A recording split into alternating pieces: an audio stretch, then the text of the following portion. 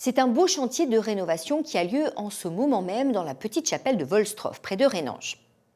Ce petit bijou du 7e siècle était fermé depuis une dizaine d'années pour des raisons de sécurité, mais il sort peu à peu de l'oubli grâce à une équipe de bénévoles qui s'est mis en tête de lui redonner sa splendeur d'avant.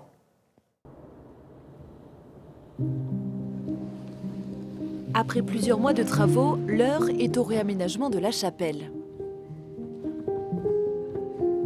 Donc ici, c'est une photo qu'on a prise avant de tout démonter, avec le chemin de croix qui est donc sur les murs des trois côtés, deux côtés et puis l'arrière. Et donc les dames viennent de les nettoyer et maintenant on va tout remettre en place. Donc il y a 14 stations. Les petites mains savent faire pour remettre en état chacun des objets qui composaient le décor.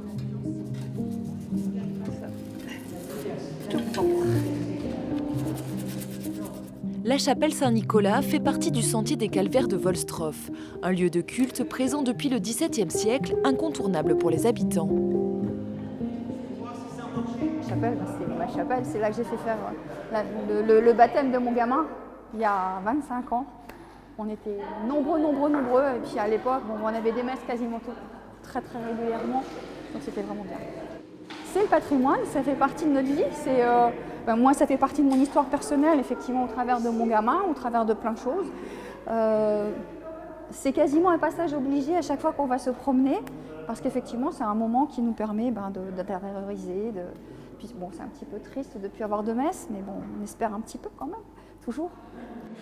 Car ici, il y a tout pour assurer la vie cultuelle. L'édifice renferme en son sein quelques vestiges du passé, tels qu'un fond baptismal inscrit au titre des monuments historiques. On voulait transporter de nouveau ce baptistère qui fait partie de la chapelle originale et qui date du XVIIe siècle. Donc un baptistère qui est classé au monument historique. Il avait été mis ici pour le protéger et donc ça sera d'autres personnes qui vont venir le transporter, car on ne veut pas l'abîmer et surtout ne pas se casser le dos non plus.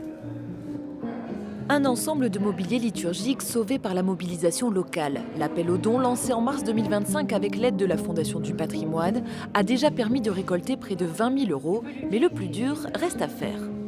Donc les travaux qui ont été commencés au mois de novembre, c'est tout ce qui est crépi extérieur. Et les travaux restants à faire, ce sera les vitraux ici, qu'on devrait avoir vers le mois de mars. Des vitraux tout neufs qui vont représenter Saint-Nicolas, vu qu'ici c'est la chapelle Saint-Nicolas. 28 000 € pour les vitraux et un coût total des travaux de 170 000 €. À terme, la chapelle de Rhénange pourra à nouveau accueillir des offices, mais aussi des visiteurs de passage. Un lieu de patrimoine qui devrait revenir à la vie comme un symbole pour la fête de Pâques.